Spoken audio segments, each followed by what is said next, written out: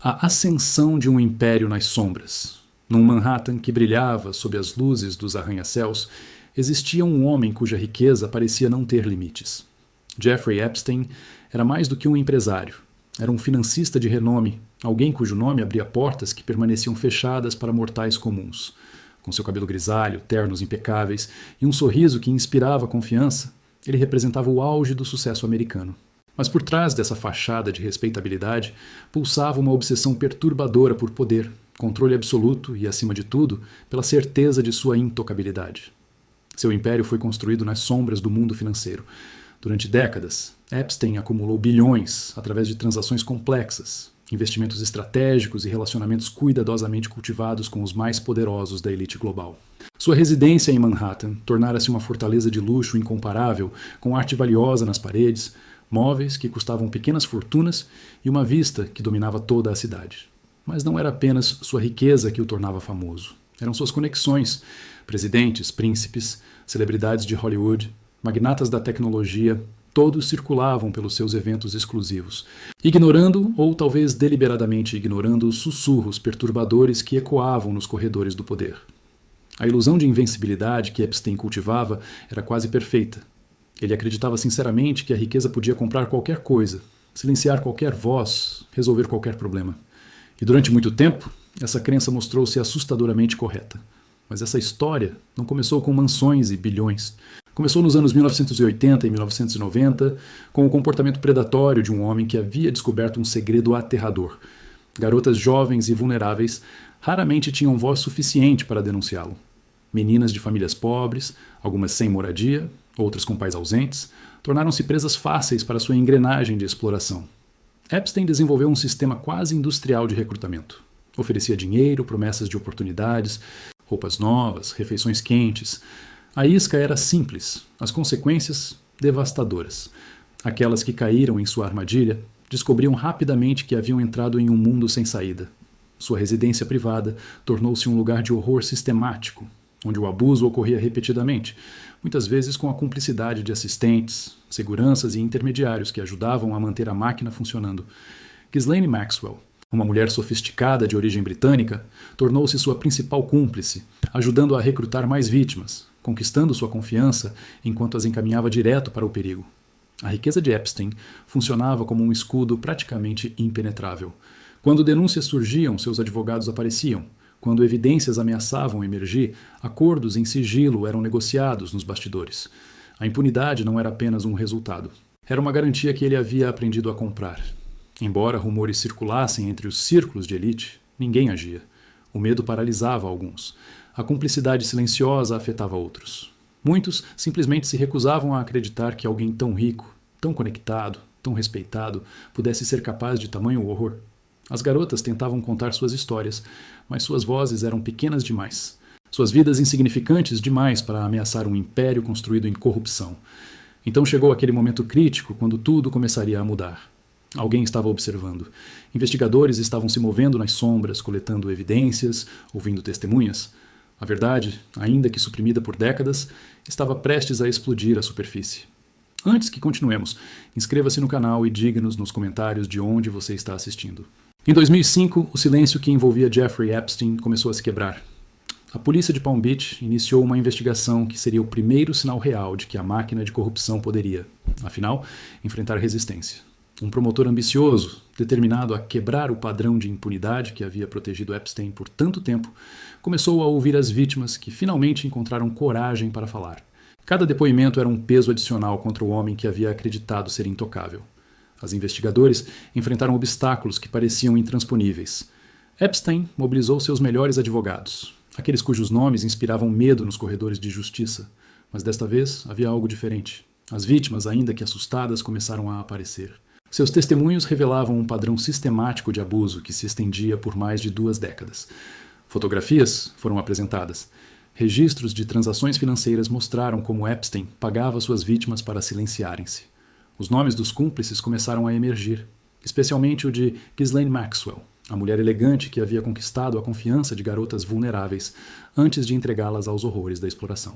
Maxwell tornou-se o rosto visível da rede de recrutamento.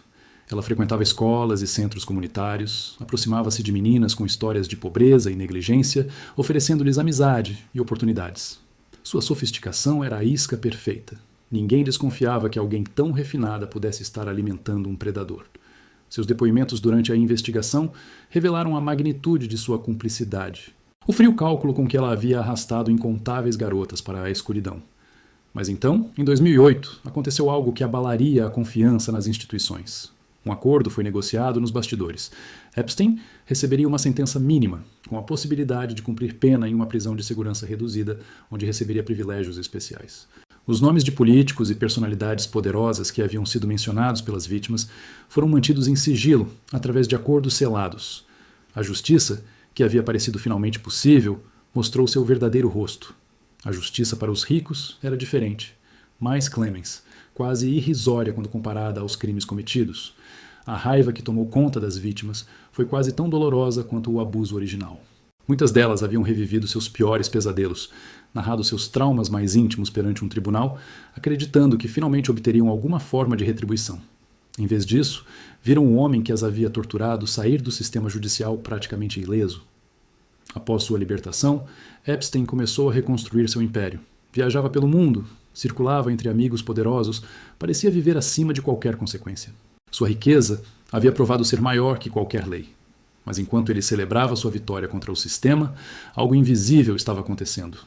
Jornalistas investigativos, motivados por uma obsessão pela verdade que Epstein havia conseguido enterrar, continuavam trabalhando.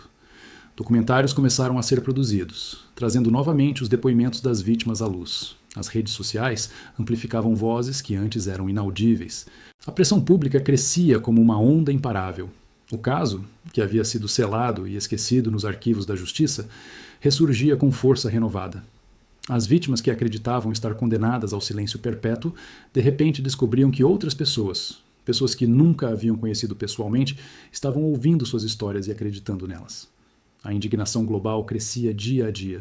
Ninguém poderia ter imaginado que a verdade, ainda que enterrada por uma década, poderia explodir tão violentamente à superfície. Em 2019, quando Jeffrey Epstein foi preso novamente em Nova York, o mundo inteiro pareceu congelar por um momento. Desta vez, não havia espaço para acordos nos bastidores. As acusações eram ainda mais graves, alimentadas por uma avalanche de novos materiais forenses, depoimentos adicionais e evidências que haviam sido coletadas pacientemente ao longo de uma década. A máquina de justiça, que havia falhado tão dramaticamente em 2008, estava determinada a não cometer o mesmo erro novamente. As vítimas que haviam vivido anos de impunidade finalmente sentiram um lampejo de esperança. Muitas delas se aproximaram novamente do sistema legal, sabendo que desta vez havia testemunhas suficientes, provas suficientes e, mais importante, pressão pública suficiente para impedir que a verdade fosse novamente silenciada. O processo em Manhattan se tornou um espetáculo global, com mídia de todo o mundo relatando cada revelação devastadora que emergia das salas de tribunal. Durante os julgamentos, as vítimas descreveram horrores que fizeram o público chorar. Elas reconstruíram, palavra por palavra, as violações que haviam sofrido, as ameaças que as mantinham silenciosas, o medo que as perseguia à noite. Reviviam seus traumas mais profundos diante de centenas de olhos, mas desta vez sabiam que o mundo inteiro estava ouvindo. Suas vozes, finalmente amplificadas, tornavam-se indestrutíveis. As evidências apresentadas no tribunal eram incontestáveis. Registros de transações mostravam pagamentos a vítimas por silêncio. Fotografias documentavam o abuso. Nomes de cúmplices formavam uma rede que se estendia através de círculos de poder e influência. A defesa de Epstein, que havia se mostrado tão formidável em 2008, agora parecia frágil diante da magnitude das provas. Seus advogados sabiam que estavam perdendo. Não havia estratégia legal capaz de desfazer o que havia sido tão meticulosamente documentado. Mas então, veio o momento que ninguém poderia ter previsto. Em agosto de 2019, Jeffrey Epstein foi encontrado morto em sua cela. As circunstâncias eram questionáveis, ensopadas em suspeita e conspirações. Suicídio, declararam oficialmente. Mas as vítimas, os jornalistas investigativos e muito do público global se perguntavam: havia alguém por trás daquela morte? Havia pessoas poderosas suficientemente desesperadas para garantir que Epstein nunca pudesse revelar todos os nomes em sua agenda de contatos? Mesmo com sua morte, a justiça não terminou.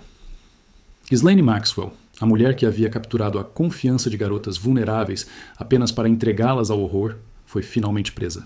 Seu julgamento em 2021 trouxe novamente todas as vítimas para o tribunal. Sua condenação a 65 anos de prisão foi um momento de retribuição parcial, embora muitas sentissem que ainda era insuficiente. E então, lentamente, outros nomes começaram a emergir. Algumas celebridades mencionadas nos registros de Epstein viram suas reputações desmoronarem. O sistema inteiro que havia permitido a impunidade foi finalmente exposto publicamente.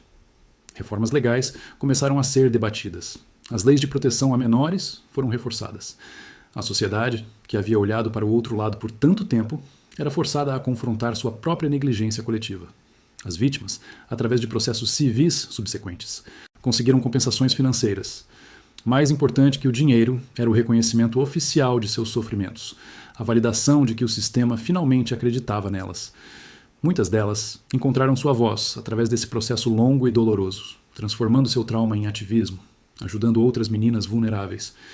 A verdade havia emergido, ainda que tardiamente. A justiça havia sido parcialmente servida, embora imperfeita. E uma nação que havia falhado tão dramaticamente em proteger seus filhos mais vulneráveis aprendia uma lição amarga, mas necessária. Impunidade não dura para sempre. Algumas histórias, custe o que custar,